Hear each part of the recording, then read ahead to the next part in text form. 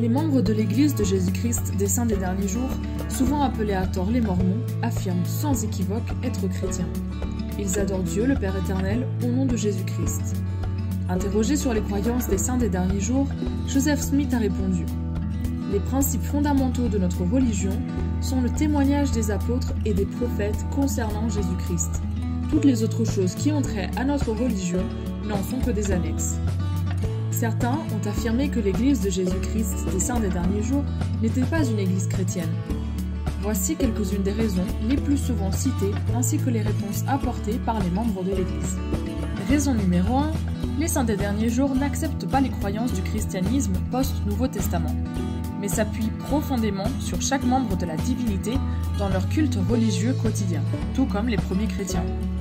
Les Saints des Derniers Jours croient que Dieu est omnipotent, omniscient et aimant envers tout le monde, et ils le prient au nom de Jésus-Christ. Ils reconnaissent le Père comme l'objet ultime de leur adoration, le Fils comme Seigneur et Rédempteur, et le Saint-Esprit comme messager et révélateur du Père et du Fils. Raison numéro 2. L'Église de Jésus-Christ des Saints des Derniers Jours ne descend pas de la lignée historique traditionnelle du christianisme, comme les catholiques, protestants et orthodoxes. Bien que la doctrine de l'Église diffère de celle des nombreuses églises chrétiennes, elle est conforme au christianisme ancien. Celui qui aime sincèrement, adore et suit le Christ devrait être libre de réclamer sa compréhension de la doctrine selon les ordres de sa conscience, sans être marqué comme non-chrétien. Raison numéro 3. Les Saints des Derniers Jours ne croient pas que les Écritures soient seulement constituées de la Sainte Bible, mais possèdent un canon élargi d'Écritures qui comprend la Sainte Bible, le Livre de Mormon, les Doctrines et Alliances et la Perle de Grand Prix. La Bible ne proclame nulle part que toutes les révélations de Dieu seraient réunies en un seul volume pour être fermées pour toujours, et qu'aucune autre révélation scripturaire ne pourrait être reçue.